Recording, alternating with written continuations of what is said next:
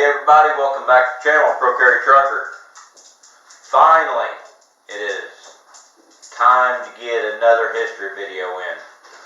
My last video was on the Stamp Act, which was enacted March 22nd, 1765. We're up to the Quartering Act, which is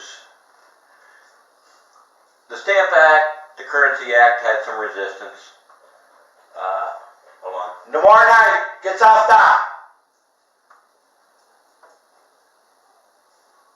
How'd they Trapper? Fine, come in here. There was some resistance. Now the Quartering Act, there's starting to be some strong resistance in some of these acts that Great Britain is enacting. The Quartering Act was enacted May 15th, 1765. During the war, what the Quartering Act did was already in place during the war. There was not a lot of resistance to it. The colonists kind of saw part of their duty during the war. But after the war became a debate, the province of New York had passed an act for quartering British regulars, which expired January 1st, 1764. Lieutenant General Thomas Gage, Commander-in-Chief of British North American Forces, asked British Parliament to do something about it. The Quartering Act of 1765 went way beyond what Thomas Gage had requested. Hold on.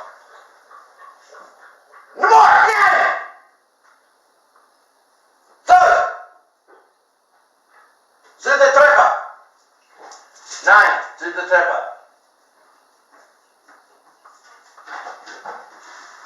To get back on track here.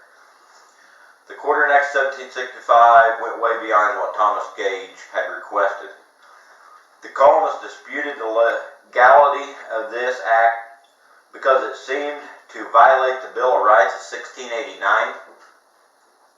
which forbade taxation without representation. We've all heard that one. We're going to hear it again coming up. I'm sure you know which part I'm talking about there. The colonists wondered why British troops were still in North America after the French were defeated. The Quartering Act stated Great Britain would house soldiers in American barracks and public houses, and if the soldiers outnumbered colonial housing, they would be quartered in inns, alehouses, barns, and other buildings.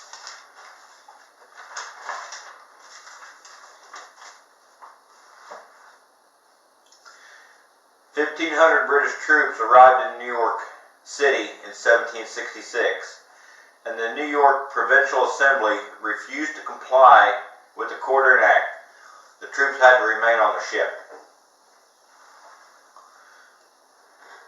So it kind of sounds to me like the British government were saying, hey,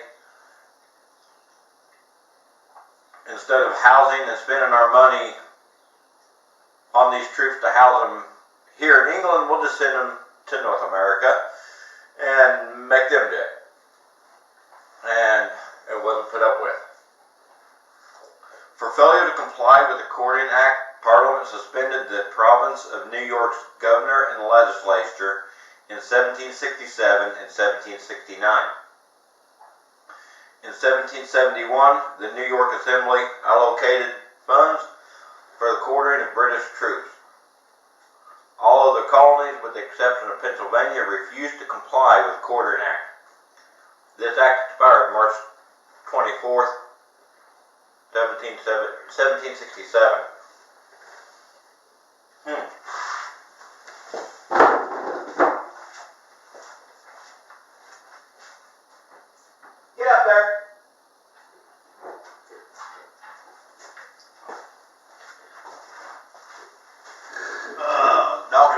the day.